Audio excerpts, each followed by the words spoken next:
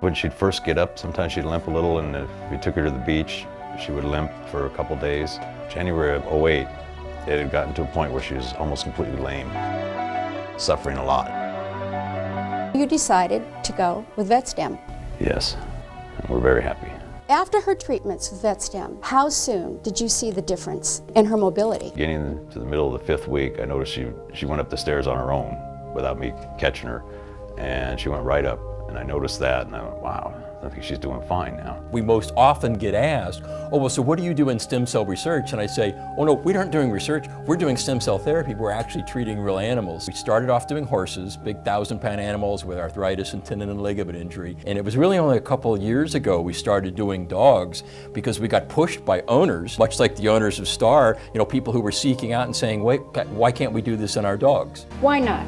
There was no reason not to try, so researchers got to work on the canine cycle.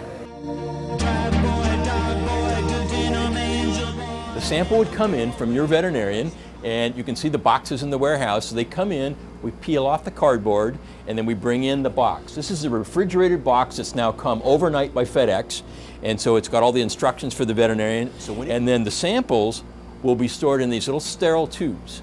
So in these tubes will be the fat sample that came from your dog, from your veterinarian in here. So let's go from here where we have this sample now and it's been logged in, checked in, all the paperwork's done, and now we're going to go to our first examination of the fat. So Sandie, here is where they first start the real processing. So they examine the fat, made sure that the quality is good, it's labeled. So now we've got the tubes, and technicians like Elaine will now be working on a sample on a particular dog. And now we start the work. So the work begins with chopping this piece of fat up into little tiny pieces, so that now we can start separating the cells, because the object is to get the stem cell and get rid of the fat. So we don't really treat with fat. So this sample, again, is about 1.5 ounces or 2 ounces of fat that comes in. The person handling the tubes will then chop that fat up into very small pieces. And then the cells go into one of these centrifuges.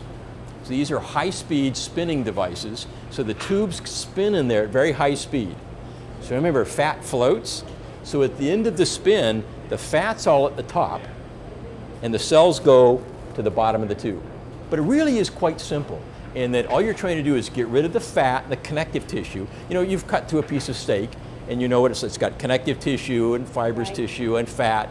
You want to get rid of the fat, and in the end, we're trying to end up with just the cells that we want. Once the deposit is in, it is kept safe, just in case you need it again.